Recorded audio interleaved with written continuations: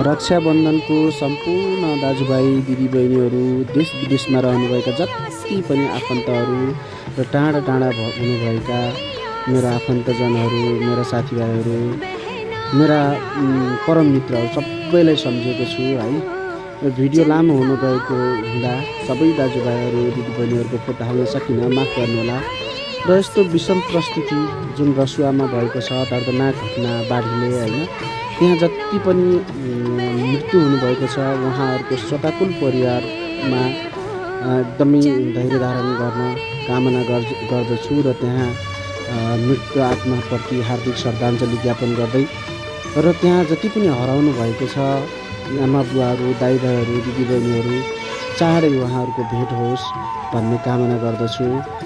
र साथै आज दिदीबहिनीहरूसँग भेट गरेर रक्षाबन्धन मनाउन पाइयो, उहाँहरूलाई आशिष दिन र आशिष लिन पनि पाइयो, यसमा धेरै खुसी छु।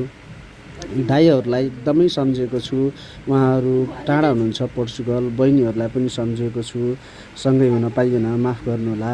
भाइ अनि अर्को हाम्रो दाइ सबैलाई सम्झेको छु ल।